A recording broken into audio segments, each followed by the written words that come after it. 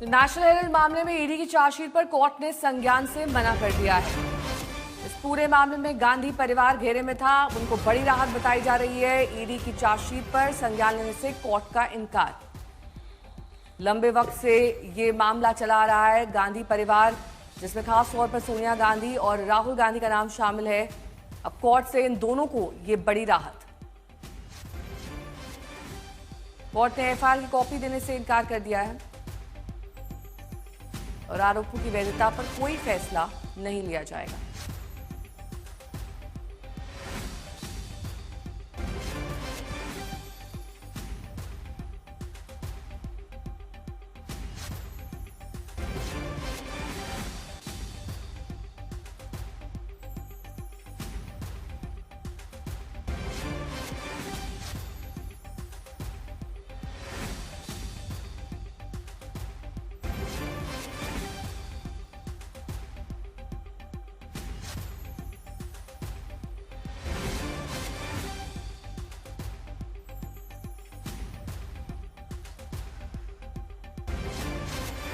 संजय शर्मा मेरे सहयोगी जुड़ गए हैं तमाम जानकारी के साथ। संजय, कोर्ट ने क्यों इनकार कर दिया है संज्ञान लेने से?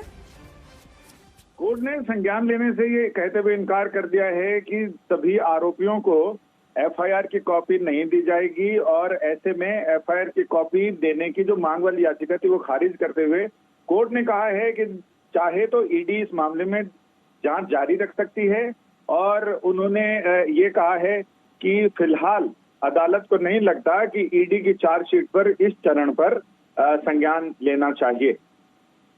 तो इससे राहुल गांधी, सोनिया गांधी समेत सभी लोगों को बड़ी राहत मिल गई है। ये कैसी राहत होगी संजय, जरा ये एक्सप्लेन कीजिए। ये राहत ऐसी होगी कि फिलहाल तो इसमें ईडी की जांच जारी रह सकती है, लेकिन चार्जशीट पर संज्ञान नहीं लिया, इसका मतलब चार्ज फ्रेम नहीं किए जा रहे हैं। अभी जब तक चार्ज फ्रेम नहीं किए जाएंगे तब तक मुकदमा आगे कैसे बढ़ेगा। तो ट्रायल के लिए एक बड़ी रुकावट, बड़ी बाधा ये हो गई है कि कोर्ट ने कहा है कि जांच जिस चरण में है, चार्जशीट दाखिल की है, इसमें कुछ चीजें और स्पष्ट करने की जरूरत है। लिहाजा अभी फिलहाल इस पर कोर्ट संज्ञान नहीं लेगा। संज्ञान लेने का मतलब होता है कि चार्जशीट में जितने चार्ज लगाए गए हैं कोर्ट उसकी व्याख्या करता है, उसमें पूछता है और उसके बाद ये तय करता है कि कौन से आरोपों में मुकदमा चलाने लायक है और कौन से आरोप प्राइमा फेसाई ही खत्म किए जा सकते हैं। तो इसलिए लिहाजा जब इस पे चार्जशीट पर बहस ही नहीं होगी, संज्ञान ही नहीं होगा, तो आगे ट्रायल चलने के आसार तो फिलहाल अभी नहीं नजर आ रहे हैं। इस बीच प्रमोद तिवारी से मेरी सहयोगी ऐश्वर्या पालीवाल ने बातचीत की। हमारे साथ बातचीत के लिए इस समय है कांग्रेस के वरिष्ठ नेता प्रमोद तिवारी। प्रमोद जी, जिस तरीके से कोर्ट का अभी ऑर्डर आया है, तो क्या आपको ऐसा लगता है कि ये ऑर्डर बहुत चीजों को साफ कर रहा है? सत्यमेव जयते, इतिहास याद आ रहा है जब यही भारतीय जनता पार्टी के पूर्वज मात्र संगठन अंग्रेजों की फौज में भर्ती होने का ऐलान कर रहे थे और कांग्रेस के नेतृत्व में, गांधी और नेहरू के नेतृत्व में देश आजादी की लड़ाई लड़ रहा था। उस समय नेशनल हेराल्ड ही आवाज था स्वतंत्रता संग्राम सेनानियों का। मैं इतना ही कहूंगा कि आज सच्चाई फिर जीत गई। मोदी सरकार के चेहरे पर इतना जन्नाटेदार तमाचा है जो ईडी का दुरुपयोग किया था। मैं यही कहूंगा, सत्यमेव जयते। सत्यमेव जयते। और कहीं ना कहीं कांग्रेस के ऊपर जिस तरीके के आरोप लगाए गए थे, वो सारे के सारे आरोप और जिस तरीके से ईडी को इस्तेमाल किया गया था, कांग्रेस के नेता प्रमोद तिवारी का कहना है कि वो सब चीजें आप गंगा के जैसे साफ हो चुकी हैं। तो कांग्रेस के लिए बड़ी राहत, क्योंकि एक बड़ा स्टिग्मा था कांग्रेस पार्टी के लिए। अब ये राहत की खबर आई है दरअसल, और पूरे कांग्रेस खेमे में खुशी की लहर है। उनका कहना है कि ईडी का बेजा इस्तेमाल किया जा रहा था और अब ईडी की चार्जशीट पर कोर्ट ने संज्ञान लेने से इनकार कर दिया, यानी कि एक प्रत्यक्ष रूप से कांग्रेस पार्टी, राहुल गांधी और सोनिया गांधी की जीत हुई है। नेशनल हेराल्ड मामला जो लंबे वक्त से चला आ रहा था, गांधी परिवार पर इसकी ईडी की चार्जशीट की तलवार लटक रही थी, लेकिन अब अगर कोर्ट ने इस पर संज्ञान लेने से मना कर दिया है तो आगे की राह आसान हो सकती है। साथ ही आपको यह भी बता दें कि एफआईआर की कॉपी देने से भी कोर्ट ने इनकार कर दिया है। दरअसल ये प्रमुख राजनीतिक मुद्दा भी रहा। 2012 में बीजेपी के नेता सुब्रमण्यम स्वामी की शिकायत से ये शुरू हुआ था और ये एजीएल नामक जो कंपनी थी उससे जुड़ा था। और नेशनल हेराल्ड अखबार जो जवाहरलाल नेहरू द्वारा 1938 में स्थापित था वो चलाती थी और एजीएल पर केस दर्ज, कर्ज का जो बोझ था, और कांग्रेस पार्टी ने इससे करीब 90 करोड़ रुपए का ब्याज मुक्त कर्ज दिया था। बाद में ये कर्ज यंग इंडियन प्राइवेट लिमिटेड नामक कंपनी को मात्र 50 लाख रुपए में हस्तांतरित किया गया, जिसके माध्यम से एजीएल की अरबों संपत्ति, जो अरबों रुपयों की संपत्ति थी, वो इस कंपनी को यानी यंग इंडियन प्राइवेट लिमिटेड को उनके नियंत्रण में चली गई। ईडी का आरोप है कि यह साजिश थी जिससे सरकारी संपत्ति को निजी लाभ के लिए हड़पा गया, धोखाधड़ी हुई, विश्वासघात हुआ, मनी लॉन्ड्रिंग हुई। ये तमाम आरोप लगे और लगातार लगते रहे। इसको लेकर चार्जशीट अभी हाल फिलहाल ही कोर्ट में दाखिल की गई थी। 9 अप्रैल को गांधी परिवार और अन्य आरोपियों के खिलाफ पीएमएलए के तहत चार्जशीट दायर की गई थी। रॉस एवेन्यू कोर्ट में एक विशेष सांसदों और विधायकों की अदालत में इस पर यह फैसला लिया गया था। उसके बाद आज कोर्ट ने फिलहाल जो टिप्पणी की, उन्होंने चार्जशीट पर संज्ञान से कोर्ट का अब इनकार है। तो इसको सीधे तौर पर आप बड़ी राहत के तौर पर गांधी परिवार के लिए देख सकते हैं।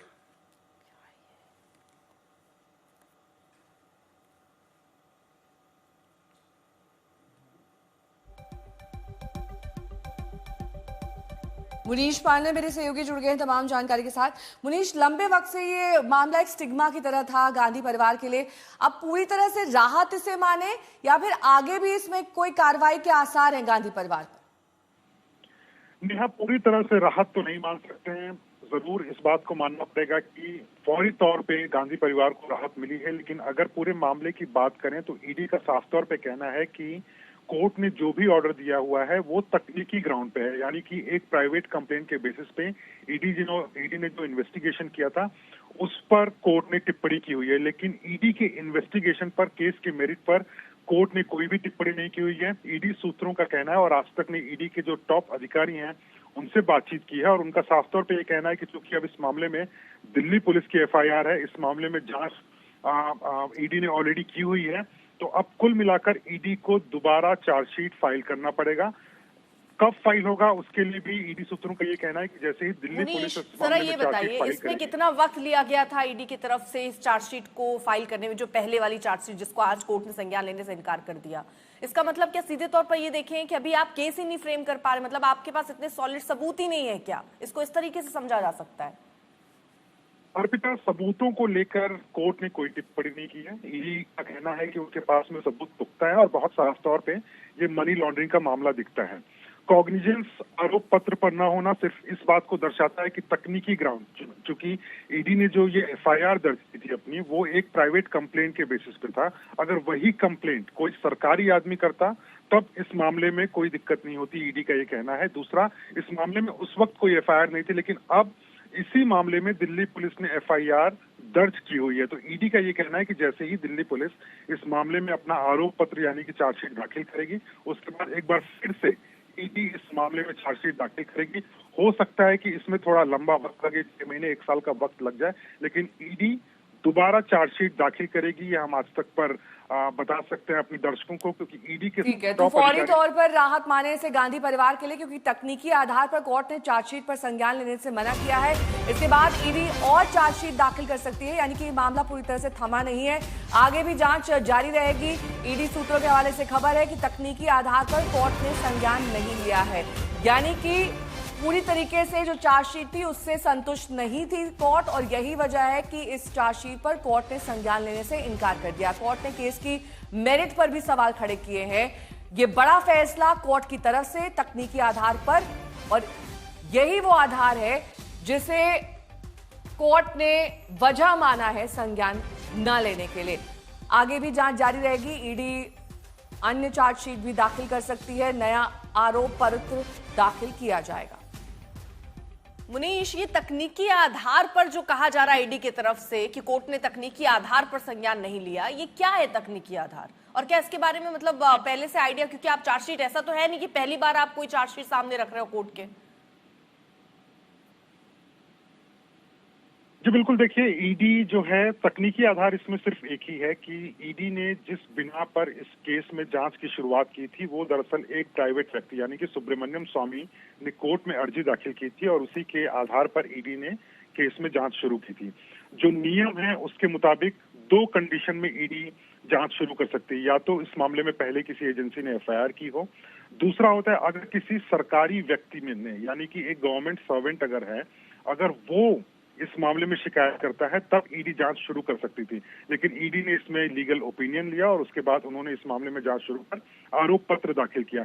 इसी बिना पर जो कोर्ट है उसने साफ तौर पर कहा है, चूंकि कंप्लेंट जो थी ना तो एफआईआर के बिना पर थी। रोकूंगी मैं आपको। संजय शर्मा मेरे सहयोगी जुड़ गए हैं तमाम जानकारी के साथ। संजय, क्योंकि आप कोर्ट की इस टिप्पणी को और ढंग से समझा सकेंगे, क्या टेक्निकल आधार होते हैं जो तकनीकी खामी इस चार्जशीट में पाई गई, और अब नई चार्जशीट का भी स्कोप है ईडी के पास, नई चार्जशीट के साथ वो सामने आएंगे जो ज्यादा पुख्ता होगी, सब्सटैंशिएटेड होगी? क्या मतलब है इसका? सबसे पहली चीज तो मैं बता दूं कि ये इस मामले में फौरी राहत है, परमानेंट राहत नहीं है। केस बंद नहीं हुआ है, केस चलेगा। ईडी के वकील ने भी कहा है कि इस मामले में नए सिरे से यानी पूरे संशोधन के साथ जो अदालत चाहती है, जिन बिंदुओं पर अदालत क्लैरिफिकेशन चाहती है, उन सारी चीजों को क्लैरिफाई किया जाएगा। जो तकनीकी खामियां, यानी जो जैसा कि मुनीश कोर्ट कॉग्निजेंस भी नहीं ले, इसका मतलब है कि ये तथ्य विहीन केस है। और आपको इससे मालूम पड़ता है कि किस प्रकार से हल्ला शोर मचा के मीडिया में एक बहुत बड़ा एक बवंडर बनाकर ये चीज की जाती है। I will be very brief in English. When I started arguing the case, after that, in the arguments I had told the court that this is a very weird case where there is not a millimeter movement of money, not a millimeter movement of immovable property. All the properties remain with AJL, and yet there is money laundering. AJL is now owned 90% by another company, Young India. That is all that has happened. Not-for-profit companies are made every time to make one company debt-free. Every corporate in India is doing it. To make my company debt-free, I can have a transfer of shares.